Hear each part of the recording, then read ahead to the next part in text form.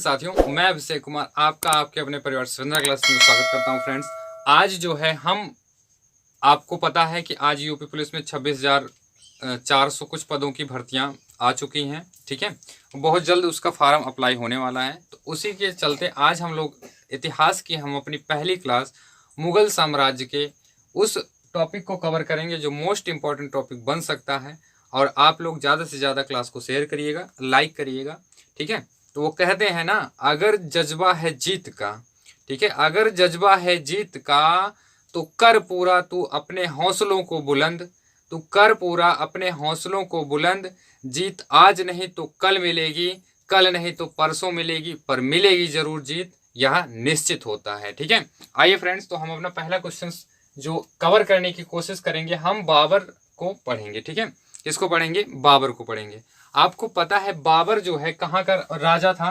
तो याद रखिए, इसका जन्म जो हुआ है 14 फरवरी कब हुआ? 1483 ईस्वी को इसका क्या हुआ है? जन्म हुआ है। कहाँ पर हुआ? फरगना। फरगना वर्तमान में कहाँ पर है? या अफगानिस्तान में है। अफगानिस्तान की राजधानी क्या है? काबुल है। क्लियर है? या इसका जन्म कहाँ हुआ? 14 फरवरी 1483 ईस्वी को फरगना वर्तमान अफगानिस्तान में स्थित है। क्लियर है? नेक्स्ट बात करते हैं, इसके बचपन का नाम क्या है? जहीरुद्दीन मोहम्मद बाबर के नाम से इसको जाना जाता था। बाबर किस राजा के समकालीन था या शासक के समकालीन था? कहा जाए वह कौन था? कृष्णदेव राय के समकालीन थे। और नुसरत खां, ठीक है, एक शासक जो था भारत का, नुसरत खां था, उसके समकालीन कौन था? बाबर था। क्लियर है? बाबर कृष्णदेव राय जो दक्षिण भारत विजयनगर साम्राज्य का सबसे प्रतापी राजा कौन था? कृष्णदेव राय था। यह समकालीन बाबर के समकालीन था। बाबर की जो आत्मकथा है तुझे के ए बाबरी, उसमें दक्षिण भारत के किस शासक का वर्णन किया गया है? वह किया गया है किसका? कृष्णदेव राय जी का वर्णन किया गया है। नेक्स्ट बात आ जाता है, बाबर के पिता का क्या नाम था? उमर शेख मिर्जा, जो तैमूर वंश के थे। क्लियर है? वह किस वंश के थे? तैमूर वंश के थे। माता जो है कुतुब निगार खां थी। ठीक है, निगार, ठीक है, खान थी। अगर पूछा जाए कि यह किसके, यह चंगेज खां से संबंधित थी। वंशज किसकी थी? चंगेज खां की वंशज थी। आपको पता है, इसकी बात अगर की जाए, तैमूर वंश, तैमूर का आक्रमण भारत पर हुआ है और बहुत घातक आक्रमण किसका हुआ था?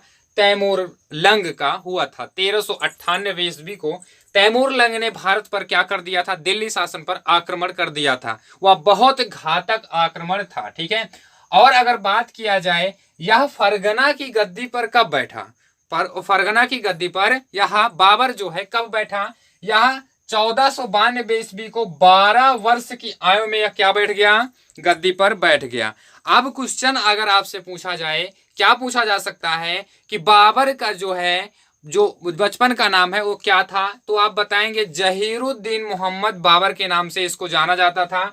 यह पदवी धारण करके कब बैठा? यह बैठा कब? 1492 ईस्वी को। यह गद्दी पर किसकी बैठा? फरगना, जो वर्तमान में अफगानिस्तान में है। क्लियर है? आगे देखते हैं, या कितनी उम्र में बैठा? तो 12 वर्ष की आयु में बैठा। अगर कहा जाए मुगल साम्राज्य में सबसे कम उम्र पर गद्दी पर बैठने वाला शासक तो कौन था? बाबर था।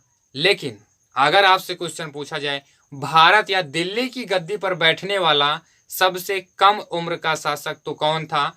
अगर कहा जाए वो कौन था? अकबर था। क्लियर है? यह जो है क्या हुआ? यह गद्दी पर बैठ गया। ठीक है, अब बात करते हैं, अगर बात किया जाए यह जो है भारत पर कैसे आश्रित हुआ, भारत को इसे जीतने का कैसे अगर कहा जाए ख्याल आया, तो याद रखिए, जब इसमें अगर कहा जाए चंगेज खां का आक्रमण हुआ था, चंगेज खां का आक्रमण भारत पर हुआ था, तब वह भारत से अधिक मात्रा में सोने चांदी को लूट कर भारत से बाहर ले गया था। इससे उसने अपने राज्य को बेहतर स्थापित किया था। इसी के दौरान अगर कहा जाए, इसी को देखकर बाबर के भी मन में यह सोच आई कि हम भी भारत पर आक्रमण करते हैं और क्या कहते हैं, आक्रमण करके हम यहाँ से सोने चांदी को लूट सकते हैं। इसीलिए वह भारत की ओर क्या हो गया था, सोने चांदी के लिए एशिया में आशीष संपत्ति के कारण वह भारत पर आक्रमण करने के लिए उसके मन में ख्याल आया। उस ख्याल को हवा देने का काम किया दिल्ली शासन की गद्दी पर बैठने वाले शासक। उस समय क्या था, सिकंदर लोदी 1517 ईस्वी को क्या हुआ, 1517 ईस्वी को क्या हो गया, किसकी मृत्यु हो जाती है, सिकंदर लोदी की मृत्यु हो जाती है और बैठ जाता है उस पे दूसरा शासक जिसे इब्राहिम लोदी कहा जाता है। उसके चाचा जो थे उनसे क्या थे, खफा हो गए और उन्हें उनके जो दौलत खां थे, ठीक है, दौलत खां जो थे या कहाँ के, या पंजाब के सूबेदार थे, वह क्या हुए, इसको इब्राहिम लोदी को गद्दी पर बैठना पसंद नहीं करते थे। उन्होंने क्या किया, बाबर जो है 1517 में और भारत पर क्या कर दिया, उसने आक्रमण कर दिया था। ठीक है,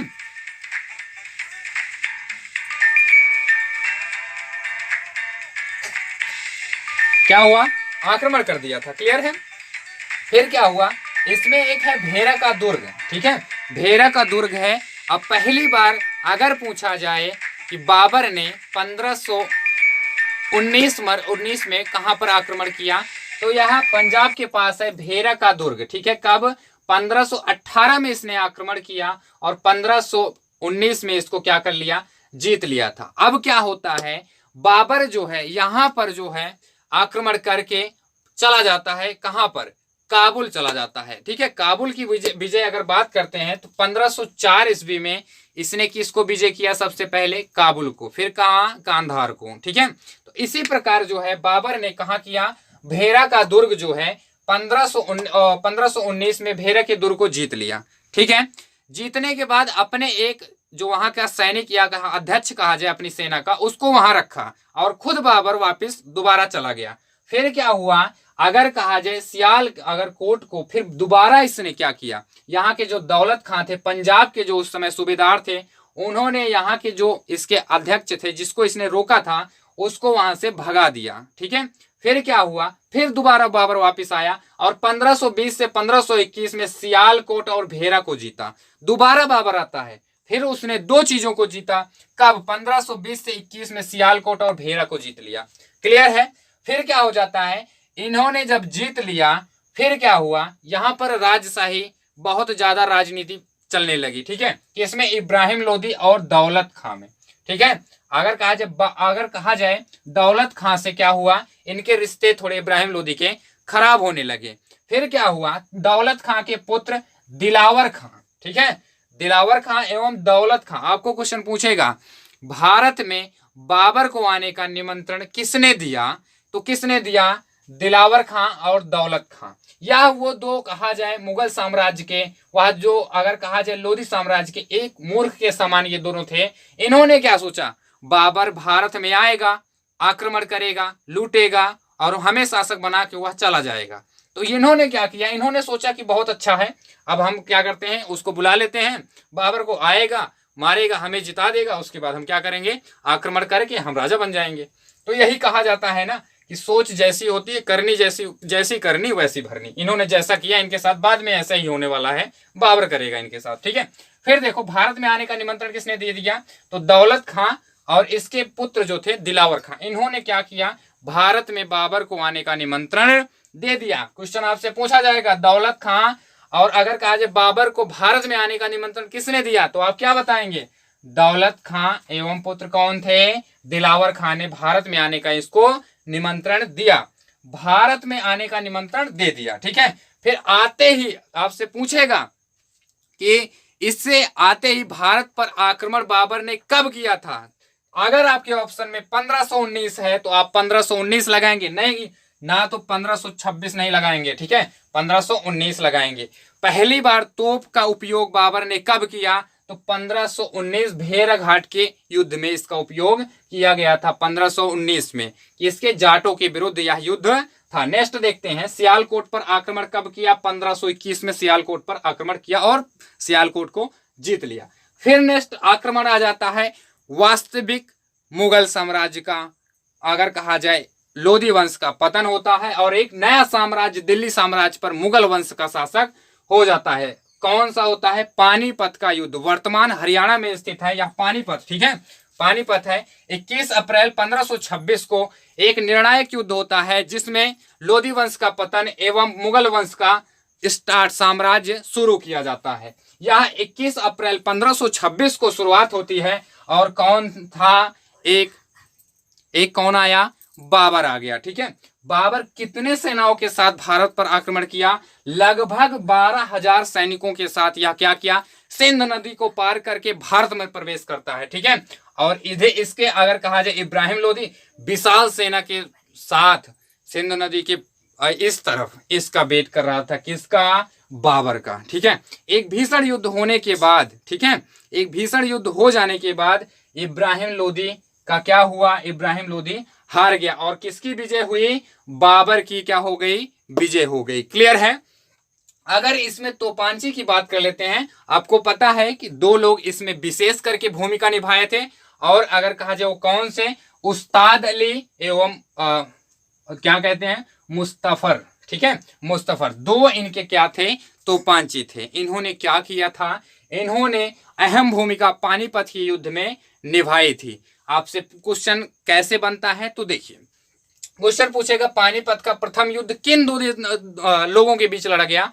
तो यह पूछे जाएगा बाबर एवं किसके? इब्राहिम लोधी। लोधी वंश का शासक अंतिम कौन था? इब्राहिम लोधी। इसे मारा किसने? बाबर ने मारा। कब मारा? 21 अप्रैल 1526 को। किस युद्ध में? पानीपत के प्रथम युद्ध में। पानीपत के प्रथम युद्ध में किसको मारा?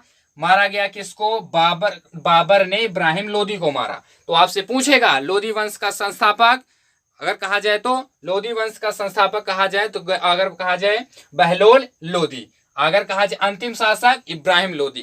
किसने पतन किया? बाबर ने। बाबर ने किस साम्राज्य की स्थापना की? मुगल वंश की। अभी हम लोग मुगल वंश के बारे में देख रहे हैं, बाबर के बारे में देख रहे हैं। अभी हम इसका दूसरा पार्ट भी बनाएंगे, आप देख लीजिए, इसको देख लीजिए। इनकी आत्मकथा कौन सी है?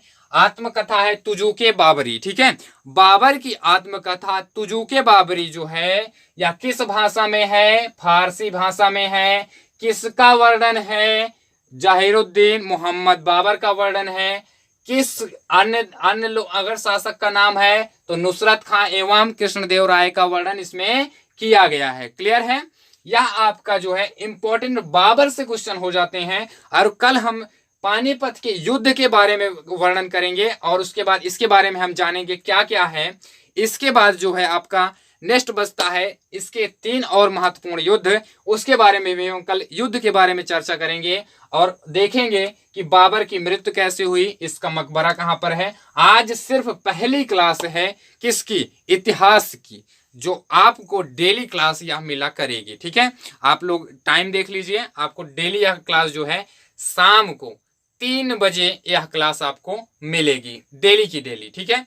आज जो है आपकी क्लास यह हो गई है, एक हिस्ट्री की डेमो क्लास है, बाबर नाम से यह क्लास आपकी चल रही है। नेक्स्ट टॉपिक में हम बाबर को खत्म कर देंगे, मतलब खत्म नहीं करेंगे, मतलब इसके बारे में पढ़ना खत्म कर देंगे, इसके बारे में पूरी जानकारी हम ले लेंगे। क्लियर है? तो याद रखिए, आपकी नौकरी आपके पास आपकी मेहनत के द्वारा प्राप्त की जा सकती है। तो आप लोग मेहनत करते रहिए, हम आपको कंटेंट देने में कोई कमी नहीं करेंगे, ठीक है। आप कंटेंट का इस्तेमाल करिए और ज़्यादा से ज़्यादा पढ़ने की कोशिश करिए। इतिहास जो पोर्शन है आपका बहुत जल्द कवर कर दिया जाएगा, लगभग 1 महीने के अंदर पूरा इतिहास कवर हम कर देंगे, ठीक है। परेशान मत होइए, पहली क्लास है, ज़्यादा से ज़्यादा शेयर करिए, लाइक करिए और सब्सक्राइब करिए चैनल को, ठीक है, जिससे ज़्यादा से ज़्यादा हमारा लोग हमारे चैनल के साथ जुड़ सके, हमारे परिवार में जुड़ सकें। तो आई होप, मैं आशा करता हूँ कि आप लोग ज़्यादा से ज़्यादा इसको शेयर करेंगे, ठीक है, और अपने भाई का नाम आगे तक बढ़ाएंगे, ठीक है फ्रेंड्स। तो इसी के साथ मैं अभिषेक कुमार 7 क्लासेस विदा लेता हूँ आप लोगों से। जय हिंद, जय भारत।